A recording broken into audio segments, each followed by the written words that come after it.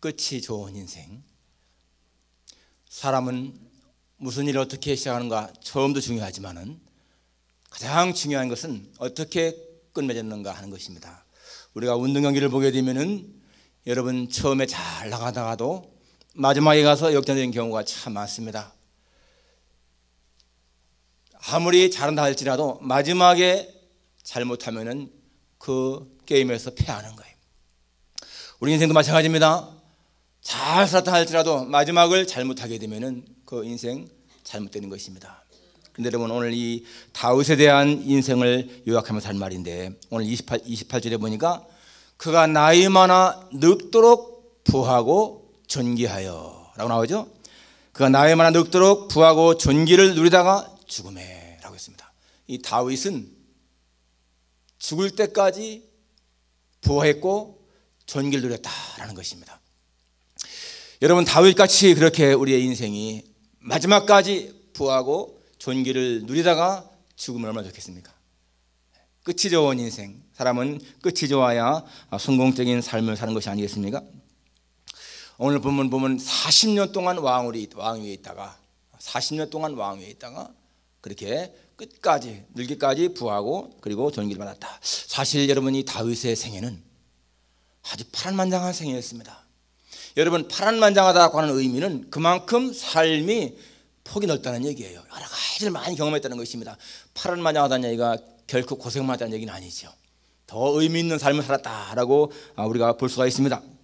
사실 여러분 이 다윗은 일개 목동으로 태어나서 목동으로 살다가 그렇게 왕이 된 사람인 거예요. 극적인 생을 살았죠.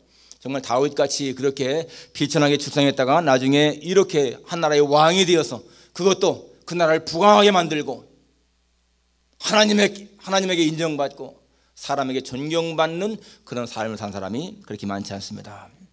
그런데 오늘 이 다윗의 생애를 우리가 가만히 보게 되면 그 사람의 신앙과 인격을 보게 되면 하나님을 경외하는 사람, 하나님 앞에 겸손한 사람, 정직하고 성실한 사람 그렇게 표현할 수가 있는 거예요.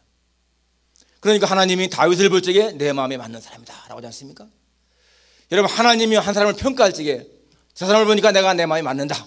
이게 얼마나 귀한 평가입니까? 하나님을 경외하고 사람 앞에서도 겸손하고 하나님 앞에서 겸손했던 이 다윗이기 때문에 그렇게 하나님이 인정하신 거예요. 그래서 40년 동안 왕위에 있다가 자기가 죽고 난 다음에는 또 자식이 왕위를 이어가고 그의 그 혈통이 계속 이어져가는 그런 복을 누리지 않았습니까? 예, 여러분 이 다윗이 누린 이러한 축복, 하나님이 인정하신 그러한 축복, 나이 늙도록 부하고 존귀를 누리다가 죽었다. 이러한 축복이 여러분 모두에게 있기를 축원합니다. 2014년 이제 마지막 주일을 맞이하는 여러분, 이제 마지막 주일을 금년에 마지막 주일을 맞이하는데 이렇게 우리가 정말 다윗처럼 그렇게 마지막을 잘 한다면 얼마나 좋겠습니까? 여러분 이제 마지막을 맞이하는데 여러분 마지막을 맞이하는 그 마음이 어떻습니까? 금년을 지나면서 금년 참 후회가 많다. 그렇습니까? 저는 한 해를 보내면서 후회 막심하다. 그런 사람 보면은요 안타깝습니다. 그러면 작년 어땠습니까? 그런 사람은 작년에도 마찬가지일 거예요. 작년에도 똑같이 후회스럽다. 아마 새해를 맞이해서 내년 12월 가면 또 그럴 것 같아요. 그러면 안 됩니다. 그거는 불행한 삶이죠.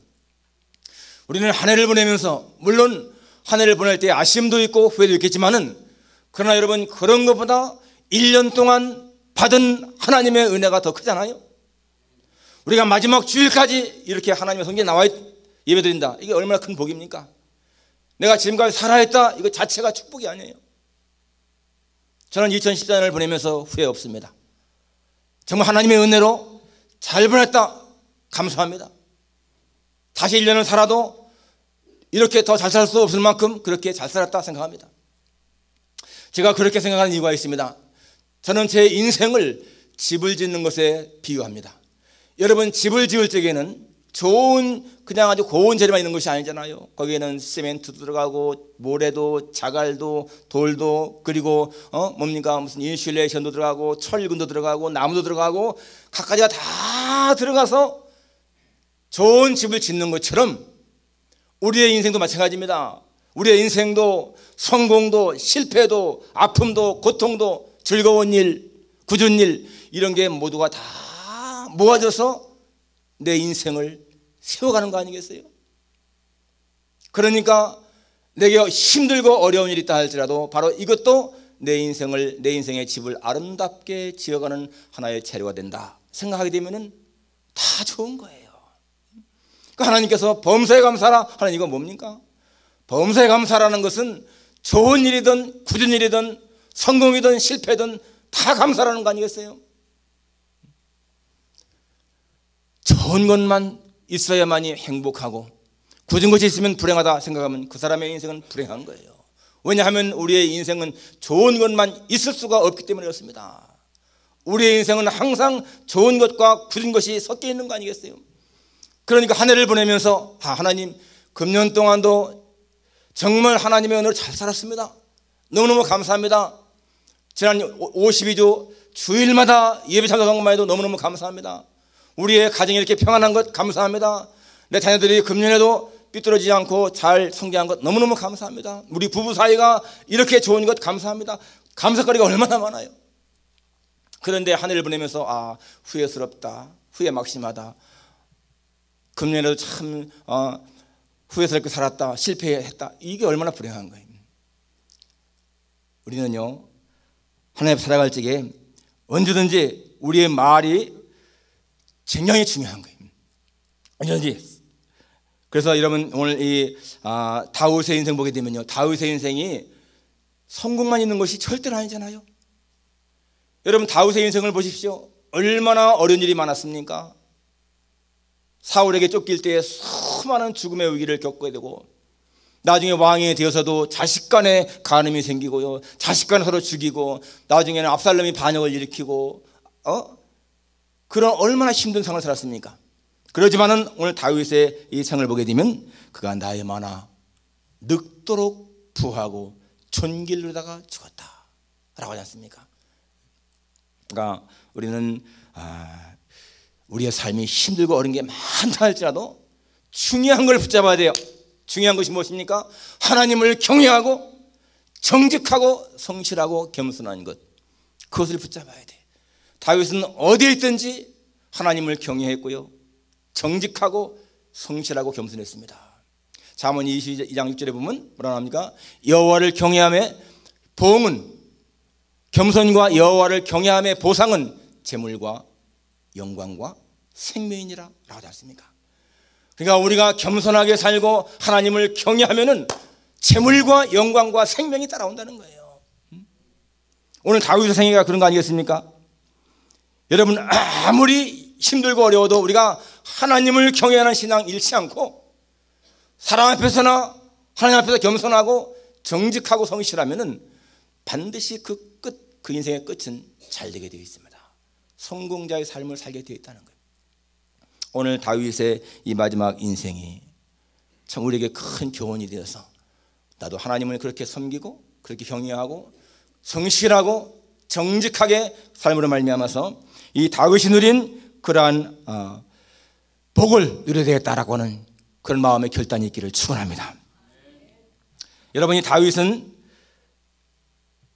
좋은 환경이 되는 것이 아니지 않습니까? 저 베들레헴의 목동으로 목자의 아들 태어나서 자기 아버지 양을 지키는 그런 사람이었습니다. 자기 우리 형이 7명이나 있어요. 자기 형들은 정말 아주 용모 신장이 잘생겨 키 큰 그런 형들이었습니다. 이 말째가 8째 이 아들이 어떻게 잘 되겠어요? 정말 형들에게 치여서도 제대로 살지 못할 그런 아이 아니었겠습니까? 그런데 하나님의 사자가 찾아와서 그 형들을 다 제쳐놓고 이 다윗에게 기름 부어 왕을 삼잖아요. 그런데 왕으로 그렇게 기름 부음 받았어도 금방 잘 된 게 아니지 않습니까? 많은 세월 동안 13년이라고 하는 긴 세월 동안 사울에게 쫓기면서 그렇게 어려움을 당합니다. 그런데 여러분 중요한 것은요, 그렇게 다윗이 어려움을 당하지만은 일단 왕으로 기름 부음 받은 다음에는 어떻습니까? 여호와의 신이 그와 함께 하신 거예요. 여호와의 신이 함께 하기 때문에 어디에 가도 무슨 일을 당해도 하나님이 눈동자처럼 보호하신 거예요. 여러분 우리가 성령 받지 않았습니까? 성령 받은 여러분과 저는 우리가 어디 가서 무슨 일을 하더라도 하나님이 우리의 생명을 생명 싸개 속에 넣어 지키지 않습니까? 그러니까 1년 동안 2014년도 우리가 잘 이렇게 지낸 것, 이렇게 건강한 몸으로 하나님의 성전에 나와 예배드리는 것, 하나님의 은혜죠. 우리는 정말 주님 앞에 감사한 마음으로 이제 이렇게 또 한 해를 보내야 되겠습니다. 이 다윗은 왕으로 그렇게 지내면서도 정말 자기의 책임을 잘 감당했어요. 백성을 사랑하고 진실한 마음으로 정치했습니다. 그러니까 백성들에게 존경받은 거예요. 사람의 인격이 성숙할수록 책임이 강하지 않습니까? 책임감이 없는 사람들은 인격이 성숙한 것이 아니죠. 이 다윗은 자기가 해야 할 일을 정말 잘 감당했습니다. 그리고 겸손했던 거예요.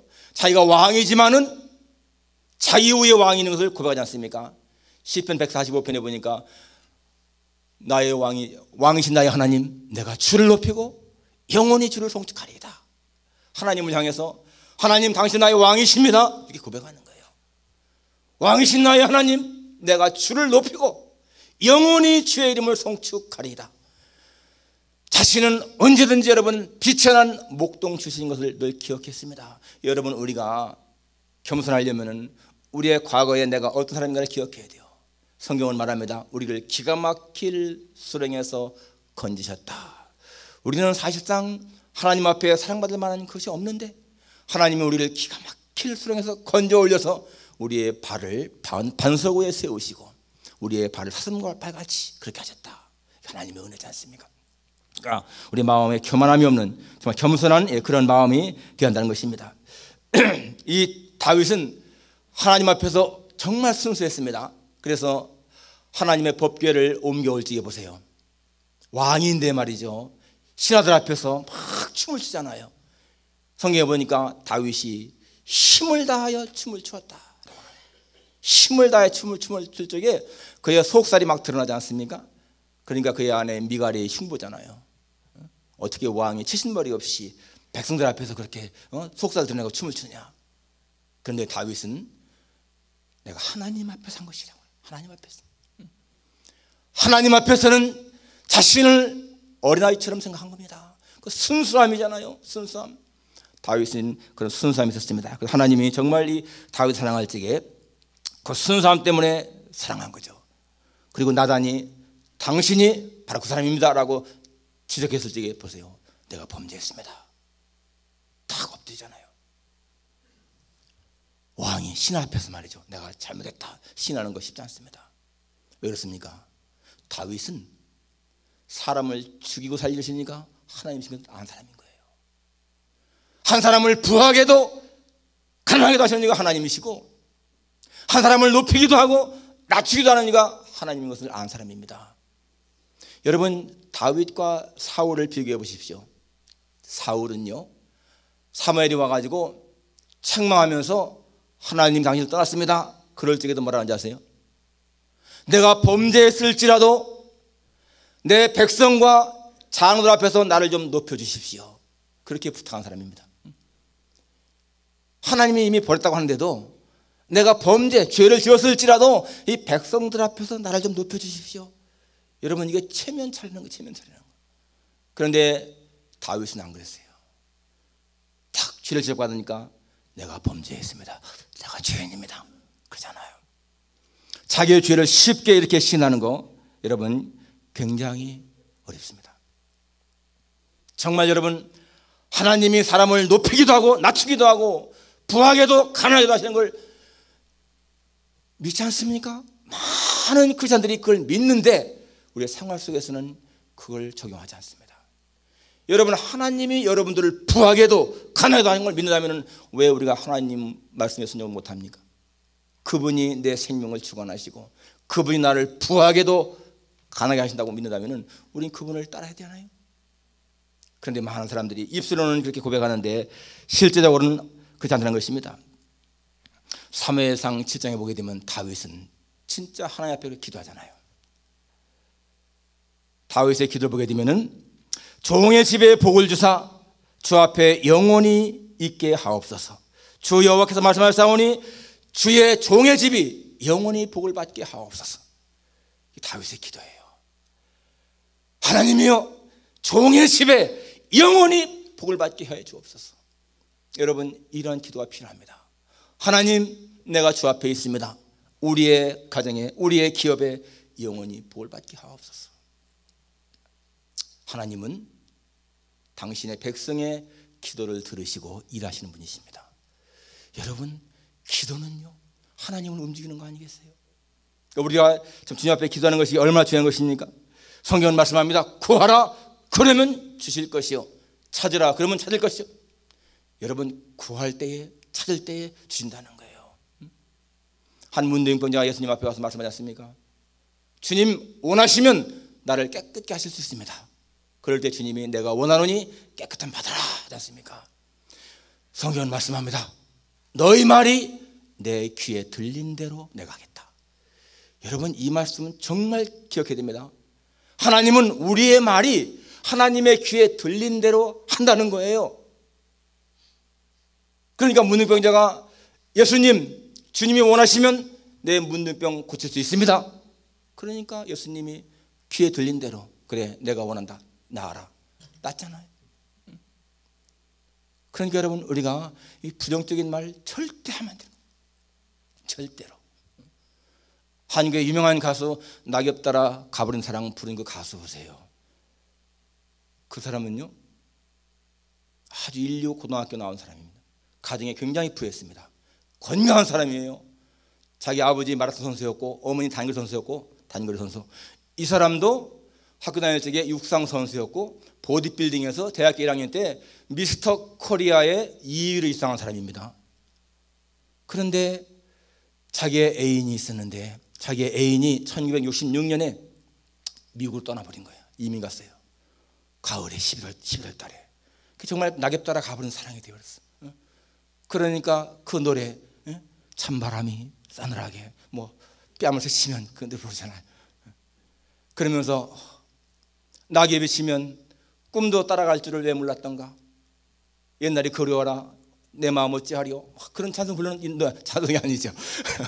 그런 노래를 불렀는데 2년 동안을 얼마나 인기 있었습니까? 근데 27살 먹었을 적에 그가 공연 도중에 쓰러졌잖아요. 뇌망염으로. 뇌망염. 슬픈 사랑의 노래 부르면 안 됩니다.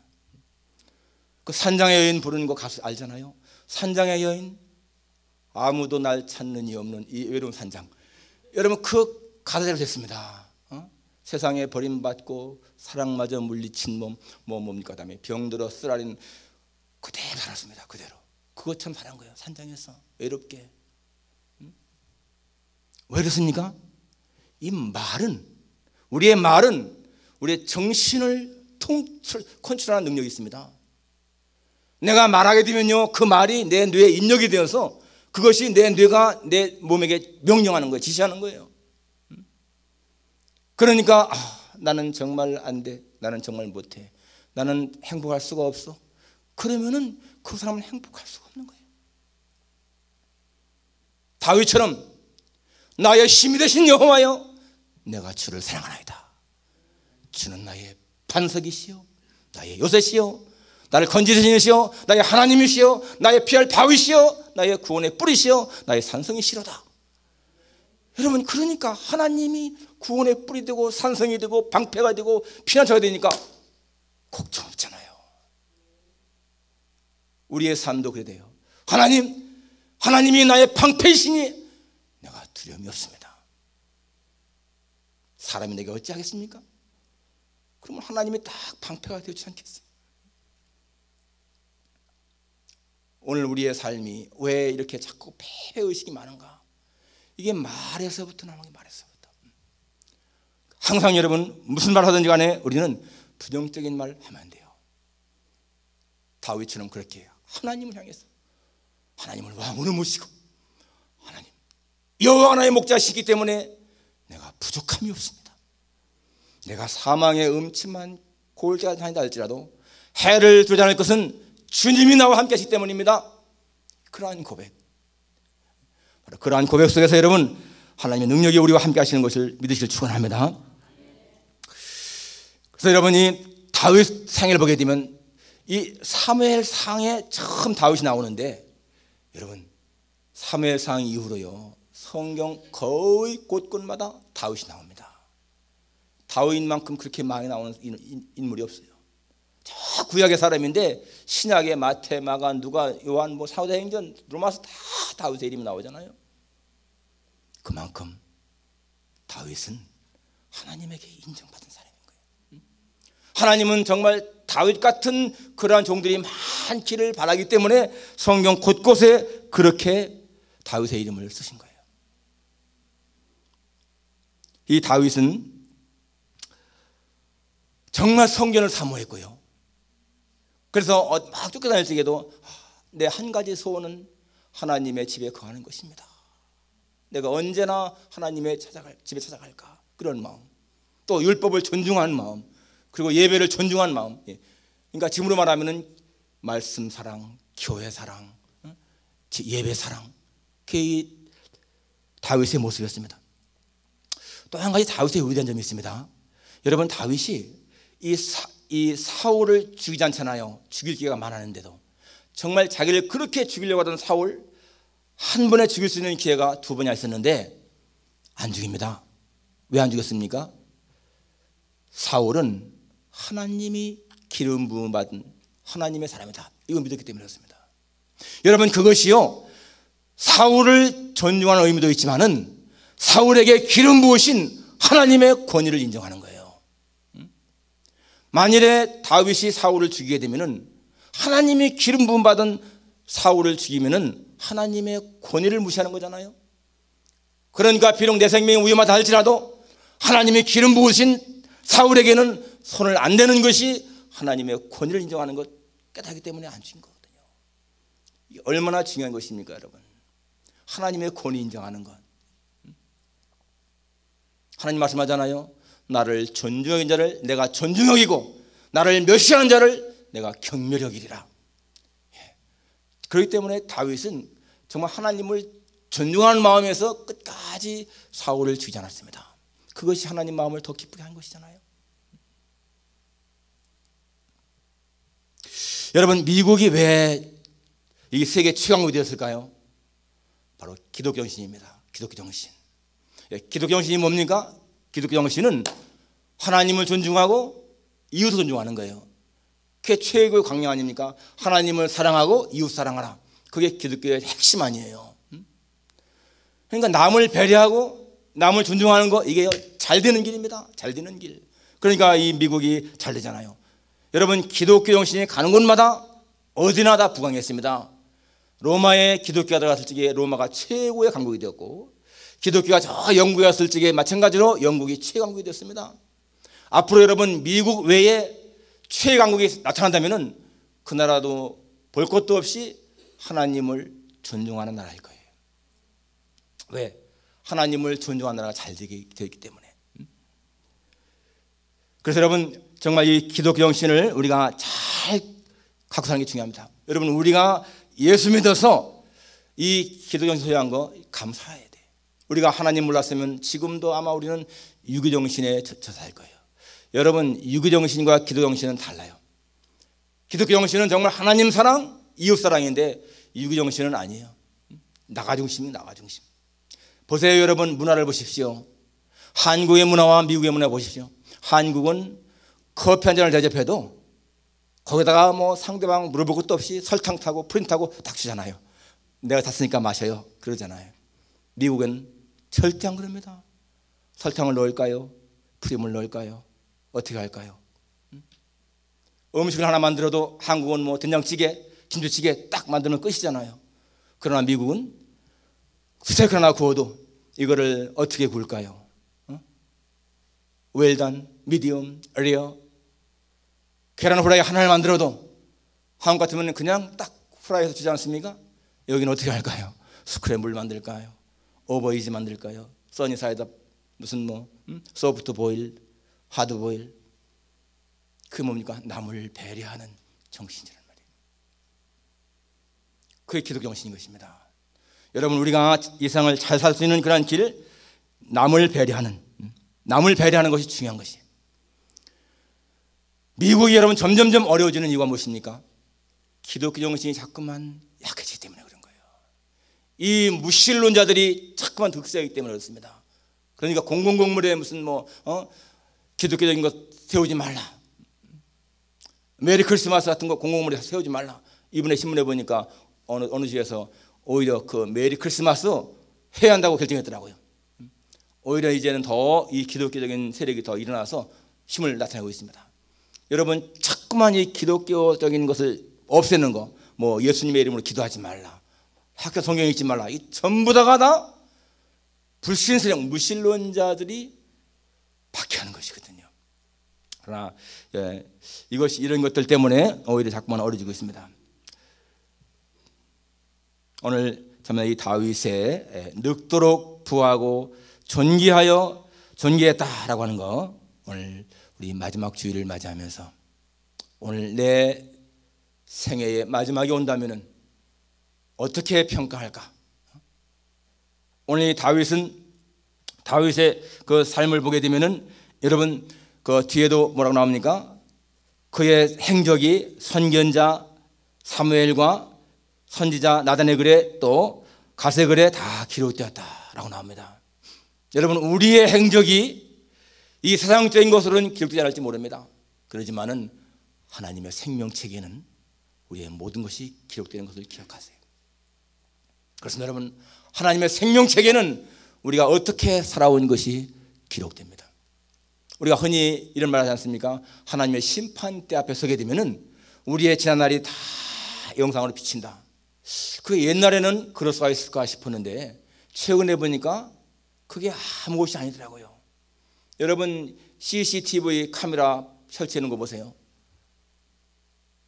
이 교회당 밖에 있는 모든 것들을 제가 집에서 다 봅니다. 스마트폰으로. 스마트폰을 탁 들어가면은 우리 교회당의 밖에 일들 그 카메라가 다 비쳐 보이는 거예요. 여러분, 사람의 과학적으로 타면은 하나님의 세계에서 우리의 지난날 다 본다는 것은 아무것도 아니잖아요. 그렇습니다. 여러분, 우리는 하나님 앞에 설 때에 정말 하나님을 어떻게 인정할 것인가? 우리가 마지막 내 생명이 끝났을 적에 사람들이 내 장례식장에 와서 어떻게 평가할 것인가? 그분 정말 하나님을 잘 섬기다가 멋있게 살다가 세상을 떠났다, 그러한 평가 듣는다면 얼마나 좋겠습니까? 끝이 좋은 인생 만드는 일에 우리 같이 하나님 앞에서 열심을 다할 수 있기를 주님의 이름으로 축원합니다. 기도하겠습니다. 하나님 아버지, 다윗의 생애를 요약한 오늘 이 본문을 통해서 참 다윗은 40년 동안 왕으로 있으면서 나이가 많아 늙도록 부하고 존귀를 누리다가 죽었다고 했습니다. 그리고 왕위도 아들에게 물려주고 저의 행적이 선자들의 글에 기록되었다고 했습니다. 아름답고 멋있는 삶을 산 다윗을 봅니다. 거룩하신 아버지 하나님, 오늘 우리의 삶도 그렇게 살기를 소원합니다. 하나님이 인정하실 만한 삶, 하나님이 기뻐하시는 그런 삶을 살기를 원합니다. 거룩하신 주여,